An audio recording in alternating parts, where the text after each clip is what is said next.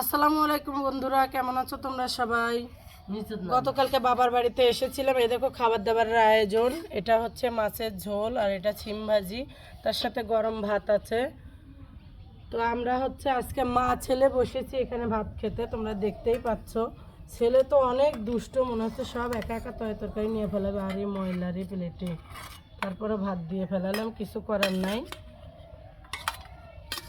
আসলে তোমরা যারা আমার সাথে এরকম বাবার বাড়িতে এসে খেতে চাও, তাও খোলামেলা আকাশের নিচে, হ্যাঁ, আমি বাড়ির বাইরেই বসে খাবারটা খাচ্ছি।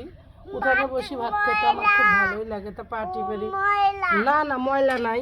ছেলে তো বারবার বলেই যাচ্ছে ভাতে ময়লা ময়লা। ও শুধু খাবে সিম ভাজির বিচি। সিমের যে বিচিটা থাকে এটা আবার আমাকেও বেছে বেছে দিতে হবে। তো তোমাদের বাড়িতে কি এরকম বাবু আছে যে সিম বিচি বাসি বাসি খাবে খালি, আর অন্য কোনো তরকারি খাবে না? তা দেখো একের পর এক ও আমাকে প্রশ্ন করে চলেছে, সিম দেও সিম দেও। তো আব্বু তুমি একটু বলে দাও তো যে হ্যালো বন্ধুরা, তোমরা আমাদের পাশে থাকবে। এই যে এখানে বলো পাশে থাকবে আমার আম্মুর। আর আমরা যে খানা দানা করতেছি নানা বাড়িতে, তোমরা কারা কারা খেতে চাও এখানে চলে আসবে বলো। খাবার খাচ্ছি, দাওয়াত খাবে, চলে এসো। হ্যাঁ এই দেখেন ও কথা বলতে পারে, শেখাই দিলে।